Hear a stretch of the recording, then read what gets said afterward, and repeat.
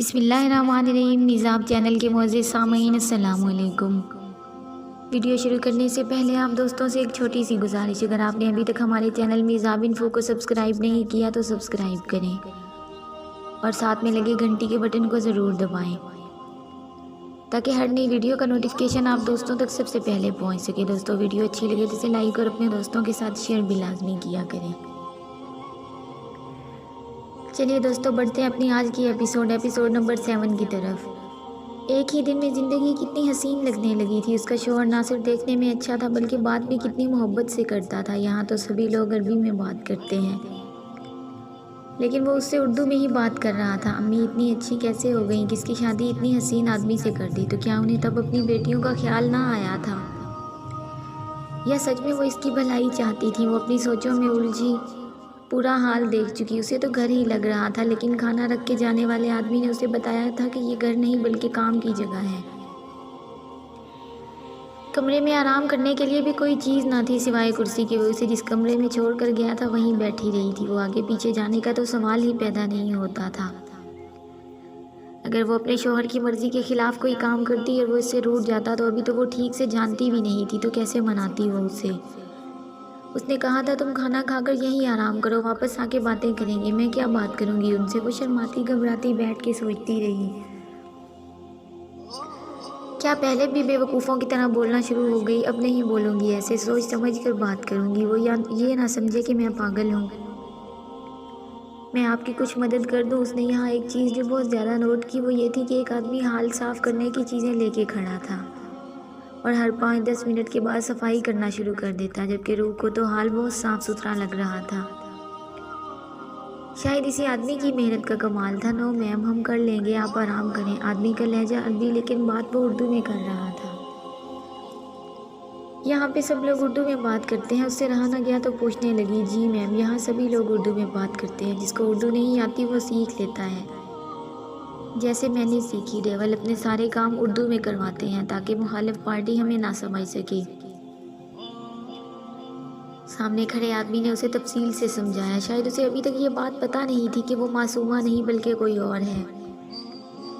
हसन तुम जाओ, मैं इनसे बात करती हूँ। रूह ने मुड़कर देखा तो सुबह दरवाजे वाली लड़की खड़ी थी, लेकिन अब इसके कपड़े कुछ और थे। उसे देखकर जरा सा मुस्कुराई और इशारे से इसे अंदर कमरे में बुलाया। रूह भी उसके पीछे चल दी थी। नाम क्या है तुम्हारा? उसने मुस्कुरा कर पूछा तो रूह भी ज़रा सा मुस्कुराई। रूह नूर, मैं लैला हूँ, यहाँ काम करती हूँ। तुम्हारा निकाह कैसे हुआ? मेरा मतलब है तुम अपने शौहर को पहचान नहीं पाई। लैला को इस लड़की के बारे में पूछने के लिए कहा गया था, सो वो नॉर्मली अपना काम करने लगी थी। यार, हमने इस पर सख्ती करने से मना किया था क्योंकि उसका इरादा इस लड़की को सही सलामत उसके घर तक पहुँचाना था। जी, वो दरअसल फ़ोन पर निकाह हुआ था, मैंने देखा नहीं था उनको, इसलिए पहचान नहीं पाई। मतलब तुमने उसकी कोई तस्वीर भी नहीं देखी थी? पहले लड़की से पूछा जाता है कि तुम शादी करने के लिए तैयार हो, तस्वीर दिखाई जाती है, बात वगैरह होती है। फ़ोन पर नहीं, ऐसा कुछ नहीं हुआ था। मुझे तो निकाह से एक दिन पहले पता चला था कि मेरा निकाह है, रूह ने मुस्कुराते हुए बताया, जैसे अपना ही मजाक बना रही हो। ओह अच्छा, यानी अरेंज मैरिज? लैला ने इसके एहसास से कमतरी दूर करने की कोशिश की थी। जी, वो बस इतना ही बोली। ओके देन, मुझे तुम्हारा पासपोर्ट और आईडी कार्ड मिल सकता है? लैला मतलब की बात पर आ चुकी थी। जी मैं देती हूँ, लेकिन वो असल नहीं है, ये तो आप जानती ही होंगी। वो कुछ कंफ्यूज होकर बोली थी। असल नहीं है? तुम यहाँ कैसे आई हो फिर? लैला को झटका लगा था। वो सब कुछ तो मुझे नहीं पता, ये सब कुछ तो मेरे शौहर ही जानते होंगे, आप उनसे पूछिए। उसने अपना पासपोर्ट आईडी कार्ड उसकी तरफ बढ़ाते हुए कहा, जबकि लैला अपना घूमता हुआ सर लेकर बाहर निकल गई थी। इसका मतलब वो लड़की गैर कानूनी तरीके से यहाँ आई और इसका ये शौहर रमीज़ शेख, इस नाम का कोई आदमी नहीं है इस शहर में। और मैंने एयरपोर्ट से भी पता किया है, इस नाम की कोई भी लड़की दुबई आई ही नहीं और ना ही इसे लेने कोई एयरपोर्ट आया था, वरना इंतज़ामिया में कोई रिपोर्ट दर्ज होती। आईडी कार्ड पर क्या नाम लिखा है और पासपोर्ट कहाँ है? उस लड़की का? लैला खिजर ने पूछा था। हाँ, मैंने ले लिया था, ये है। अपने हाथ में पकड़ा पासपोर्ट और आईडी कार्ड उसके हवाले किया, जिस पर तस्वीर तो उसी की लगी थी लेकिन नाम किसी और का दर्ज था। मुझे तो ये कोई गेम लग रहा है, शारिक ने कहा, जो भी कुछ देर पहले ही जेल से छूट कर आया था। गेम तो है लेकिन ये हमारे साथ नहीं, इस लड़की के साथ। इस लड़की के घर वालों के बारे में पता करवाओ, इस गेम में इसके घर वाले भी शामिल हैं।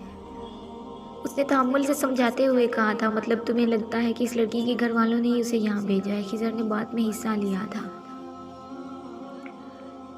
मुझे तो ऐसा ही लग रहा है। खैर लैला, आज की रात उसे अपने साथ ले जाओ, उसने लैला को मुखातिब करते हुए कहा था। नहीं डेविल, मैं तो क्लब जाने वाली हूँ और मेरा तो काफ़ी देर तक वहाँ रहने का इरादा है। ये अकेली मेरे घर में क्या करेगी?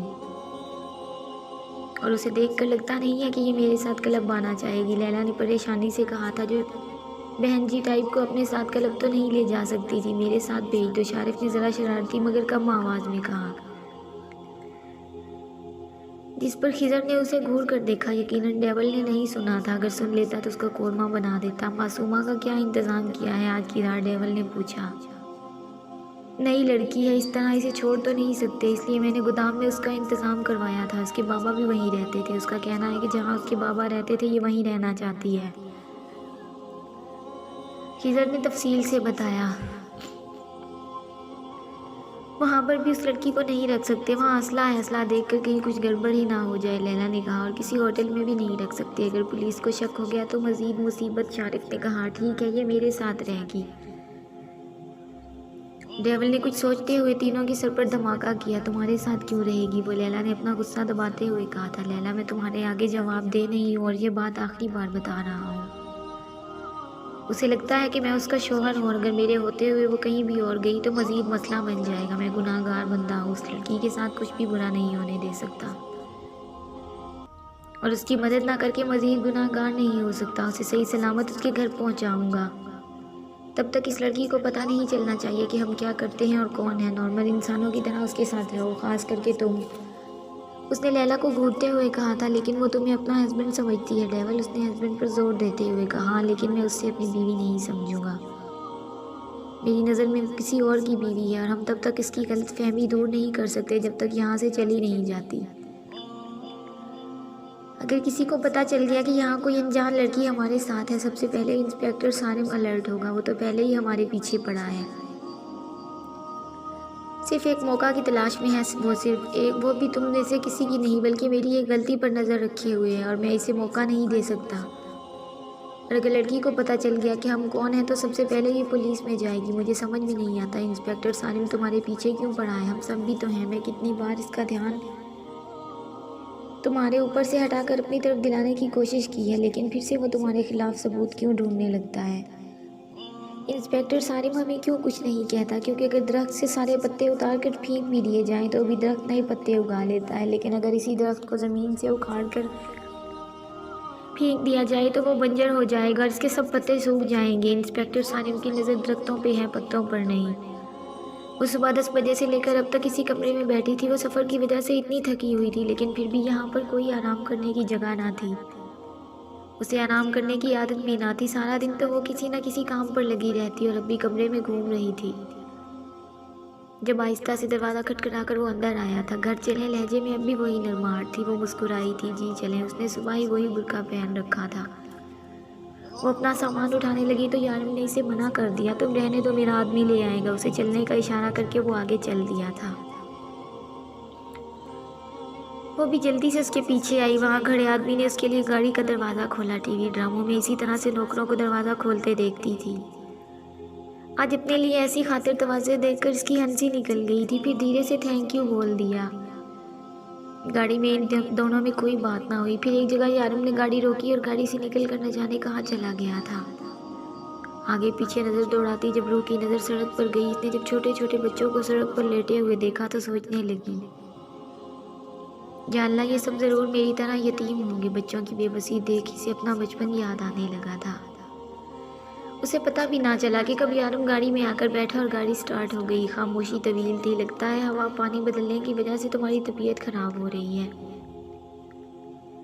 कब से उसकी सो की आवाज़ सुनता हो बोला था। नहीं, मैं तो बिल्कुल ठीक हूँ, उसने रंधी हुई आवाज़ में कहा। ओह अच्छा, तुम रो रही हो? यारिम ने अब इसके चेहरे को देखते हुए कहा था। क्यों रो रही हो तुम? यारिम खुद भी समझ ना पाया कि ये सवाल उसने क्यों पूछा है। शायद उसने इस तरह से किसी को कभी रोते हुए नहीं देखा था। वहाँ छोटे बच्चे, उसने बात अधूरी छोड़ दी। क्या पाकिस्तान में भिखारी नहीं है, उसने आराम से पूछा। है, लेकिन सड़क पे नहीं सोते। वो उससे ये नहीं कह पाई कि वो कभी घर से बाहर निकलकर सड़कों पर ऐसे सोते किसी भिखारी को देख नहीं पाई थी। खामोशी एक बार फिर से छा गई थी। गाड़ी एक बिल्डिंग के करीब आकर रुकी। यहाँ से अंदर चले जाओ, ये चाबी पकड़ो, फ्लैट नंबर 8 और ये खाना भी ले जाओ। मैं गाड़ी पार्क करके आता हूँ यार, हमने इसे चाबी और खाना पकड़ाते हुए कहा था। वो फ़ौरन गाड़ी से बाहर निकल गई, लेकिन अंदर नहीं गई बल्कि वहीं खड़े होकर इसका इंतज़ार करने लगी। वो उसे ये कैसे कहती कि उसे अकेले जाने में डर लगता है। क्या सोचेंगे वो ये कि हर चीज़ से डरती है, इसलिए वहीं रुककर इसका इंतज़ार करने लगी। तकरीबन 4-5 मिनट में वो इसके साथ आ रुका था। वो मैं आपका इंतज़ार कर रही थी, उसने पूछा, लेकिन फिर भी रूह बताने लगी थी। ठीक है चलो। उसके हाथ से चाबी लेकर वो आगे की तरफ चलने लगा था। क्या नया सफ़र था इसके लिए। वो इसकी कदम से कदम मिलाकर चलने लगी। उसने लिफ्ट का बटन प्रेस किया। लिफ्ट ने इनकी मंजिल तक पहुंचाया। वो उसकी हर हरकत को गौर से देख रही थी।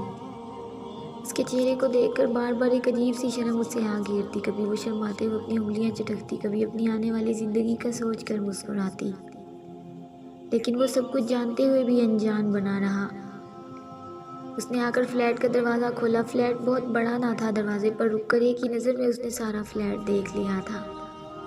2 बेडरूम, एक किचन, बाथरूम का दरवाज़ा कहीं नहीं था। तो ज़रूर बेडरूम के साथ थे, लेकिन फ्लैट बिल्कुल साफ़ सुथरा था। तुम यहाँ बैठो, मैं खाना निकाल के लाता हूँ। उसने इसे बैठने का इशारा किया। आप क्यों करेंगे, मैं करती हूँ ना, ये तो औरतों के काम है। उसने जल्दी से इसके हाथ से खाने के शॉपर लिए थे और ओपन किचन की तरफ आ गई। यारिम कुछ नहीं बोला, क्योंकि वो किसी भी तरह उसे शक में नहीं डाल सकता था। जबकि उसकी नज़रें किचन की तरफ थी। पूरे घर की तरह ये भी साफ़ सुथरा था। इसका मतलब था कि इसका शौहर सफाई पसंद है। रूह ने अच्छी बीवियों की तरह जल्दी से ये बात अपने दिमाग में बिठा ली। फिर खाना बर्तनों में निकाल कर लाई। दोनों ने आराम से खाना खाया। न जाने इस डिश का क्या नाम था, मगर थी बहुत मज़े की। वो ये तो नहीं जानता था कि उसे क्या पसंद है और क्या नहीं, लेकिन फिर भी वो अपनी तरफ से ऐसी चीज़ें लेके आया था जिसे वो सुकून से खा ले, और ऐसा ही हुआ था। उसने सुकून से खाना खाया और फिर बर्तन ना सिर्फ वहाँ से उठा के ले गई, बल्कि अच्छे से धोकर वापस उसी जगह पर रख कर बाहर आई। आप चाय पीते हैं? यारिम खाना खाकर आराम से आंखें बंद करके सोफे से टेक लगाकर बैठा था जब पीछे से नरम सी आवाज़ सुनी। हाँ, उसे सवाल अजीब लगा था, लेकिन फिर जवाब दिया। शायद वो उससे बात करना चाहती थी। तभी बेतुके सवाल पूछ रही थी। मैं बनाऊँ आपके लिए? उसने प्यार से पूछा। हाँ बनाओ। वो इस वक्त तन्हाई चाहता था। वो अभी से किसी भी बहाने से मुयस्सर हो, क्या फ़र्क पड़ता है। लेकिन इसकी बात सुनकर रूह खुशी से उठी थी और चाय बनाने चली गई। और फिर अगले 5 मिनट के बाद वो चाय के साथ हाजिर थी। वो वैसे भी रात को चाय पीने का आदी था, लेकिन हमेशा वो खुद बनाता। आज पहली बार किसी दूसरे के हाथ की चाय पीने जा रहा था। तुम उस कमरे में सो जाना, मैं इस कमरे में सोऊंगा, उसने चाय पीते हुए कहा। क्या मतलब? मैं कुछ समझी नहीं। चेहरे की रौनक गायब हुई थी। मेरा मतलब है मुझे कुछ काम करना है। तुम बेकार में डिस्टर्ब होगी, वैसे भी सफ़र से थकी हुई हो। तुम उस कमरे में जाकर आराम करो, मैं अपना काम ख़त्म कर लूँ। जी अच्छा, वो कहकर चाय की कप उठाने लगी। ये रहने दो, मैं उठा लूँगा, तुम जाओ आराम करो। वो हमेशा से अपने काम खुद करता था, मेरे होते हुए आप क्यों करेंगे? वो मुस्कुराते हुए बोली और कप उठाकर किचन में चली गई। तकरीबन 5 मिनट के बाद गीले हाथ स्कार्फ से साफ करती बाहर निकली। उसने अपना बुर्का अब तक ना उतारा था। एक बात कहूँ आपसे, कमरे में जाती हुई वापस पलटी। कहो। यारिम ने इस थोड़ी देर में ये अंदाज़ा लगाया था कि ये लड़की बहुत शर्मीली और बहुत बातूनी है। मुस्कुराना सदका जारिया है। वो बिना पलटे फ़ौरन अपने कमरे में चली गई, जबकि यारिम ने अपने गाल पे उभरने वाले बेसाख्ता डिम्पल को बड़ी मुश्किल से रोका था। जारी है दोस्तों अगर आपको वीडियो पसंद आए तो इसे लाइक और अपने दोस्तों के साथ शेयर भी लाजमी करें, और स्टोरी के बारे में अपनी राय से भी आगाह करें कि आपको स्टोरी कैसी लग रही है। मिलते हैं नेक्स्ट एपिसोड में, तब तक के लिए अपना ख्याल रखिए और दुआ में याद रखिए। अल्लाह हाफिज़।